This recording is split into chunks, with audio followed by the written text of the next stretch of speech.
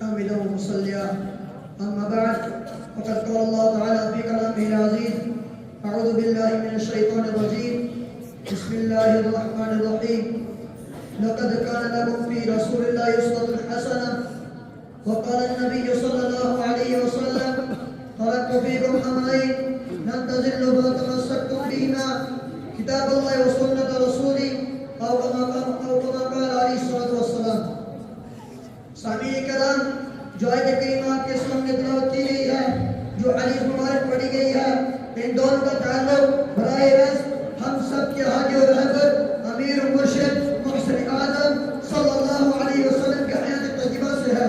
اللہ تعالیٰ نے اس آیت میں مسلمانوں کی زندگی گزارنے کے لیے ایک ڈھنگ اور ایک طریقہ بتایا ہے، دنیاوی زندگی کے لیے ایک نمونہ مقرر کیا ہے، فوز و فلاح کا ضامن ایک حسین فارمولہ طے کیا ہے۔ اس آیت میں نبی پاک صلی اللہ علیہ وسلم کی قابل تقلید زندگی کو مسلمانوں کے لیے آئیڈیل بتایا گیا ہے، اور یہ اشارہ کر دیا گیا ہے کہ اے لوگوں، اگر کامیابی اور کامیابی چاہتے ہو، تمہارے اندر ہدایت اور روشنی کی طلب ہے، امن و سلامتی کی خواہش ہے، بھارت و تقویٰ کی تمنا ہے، عزت و شرافت کی چاہت ہے، تو نبی کریم صلی اللہ علیہ وسلم کی روشن زندگی کو اپناؤ۔ آپ کے حیات نبی کے ہر گوشے میں اختیار کرو، آپ کے فرمان کو سینے سے لگاؤ اور سنت نبی کو اپنی زندگیوں میں داخل کر کے ساری دنیا کے سامنے یہ اعلان کر دو کہ خلاف راہ پیغمبر قدم جو بھی اٹھائے گا، خلاف راہ پیغمبر قدم جو بھی اٹھائے گا، کبھی رستہ نہ پائے گا، کبھی منزل نہ پائے گا۔ حضرات گرامی،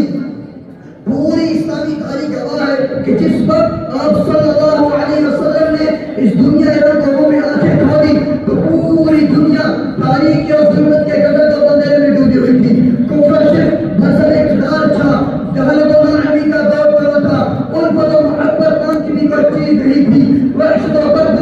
اپنے عروج پر تھی، انسان کی خون کا پیاسا تھا، کتوں گھر کا بازار گرم تھا، اور ایسا محسوس ہو رہا تھا جب اس دنیا میں ہدایت اور روشنی کا سورج طلوع نہیں ہوگا، اس کائنات کا بحران ختم نہیں ہوگا، اس دنیا کو انسانیت کا درس نہیں ملے گا۔ ایسے نازک اور پراشب دور میں ایک ایسی ذات کا ظہور ہوا جس کو نور ہدایت کی عمل کا بھی حاصل تھی، ایک ایسی ہستی نے جنم لیا جن کو ادب کا حسین سنگم تھی، وہ ذات جب لوگوں کے لیے یقین محکم کا درجہ رکھتی تھی، جس کے اندر انسانی شناسی اور مردم نوازی کو وصف ہوا تھا، اور جس کا انسان و جنات سے تجاوز کر کے حیوان و نباتات اور درخت و جمادات سب کو عام تھا۔ چنانچہ آپ کے آتے ہی ظلم و تاریکی کافور ہو گئی، کفر و شرک کا خاتمہ ہوا، جہالت اور خواندگی نے رائے پہ رائے اختیار کی، رشد و ہدایت کا نیا دریا روا ہوا، لوگوں کو حق دل کی جگہ اشارہ قربانی کی تعلیم دی گئی، اس ہزار رسیدہ جنم کو بہارے نام نصیب ہوئی، اور دیکھتے ہی دیکھتے پورا عالم تہذیب و تمدن، فکر و نظر اور علم و ادب کا گہوارہ بن گیا۔ رشد و ہدایت آپ کا مشن تھا۔ ایک موقع پر آپ نے شعر فرمایا: وعشت لتقدیم مکارم الاخلاق، میں اللہ کی محاسن اور اس کی خوبیوں کی تکمیل یہ اس دنیا میں آیا ہوں۔ قرآن کریم نے بھی آپ کی ہمدردی اور کم گساری، تواضع اور انکساری کا نقشہ ان الفاظ میں کھینچا ہے۔ وَلَوْ كُنْتَ فَظًّا غَلِيظَ الْقَلْبِ لَانفَضُّوا مِنْ حَوْلِكَ، کہ اگر آپ بدخلق اور سخت دل ہو گئے تو مؤمنین آپ کے دربار عالی سے کر جاتے، ان کا تعلق آپ سے ختم ہو جاتا، لیکن اللہ نے تو آپ کو خلوص و وفا کا پیکر اور اظہار قربانی کا بھوکر بنا کے بھیجا۔ امت کی اصلاح کے لیے آپ نے اپنی پوری توانائی صرف کر دی، لوگوں کو براہ راست پر لانے کے لیے دنیا کے ہر ظلم و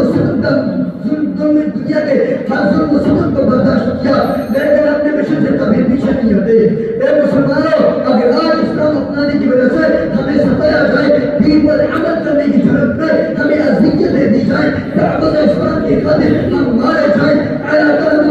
اللہ کی راہ میں گرفتار کیے جائیں، تو پھر ہمیں اللہ پر بھروسہ کر کے صبر کرنا چاہیے، ہمیں ہمت نہیں آنی چاہیے، اور یہ سوچ برداشت کرنا چاہیے کہ اے اللہ، اے میری سی دین کی خاطر حضرت خباب کو چلتی ہوئی ریل پر گھسیٹا گیا تھا، حضرت بلال کو دیکھتے ہوئے ڈال پر لٹایا گیا تھا، سلمان فارسی کو مار دیا گیا تھا، کفار اور ظلم و ستم برداشت کر کے انہوں نے اللہ کے نبی کا کلمہ پڑھا تھا۔ اے اللہ، ہم یونی کی سموں میں سے محمد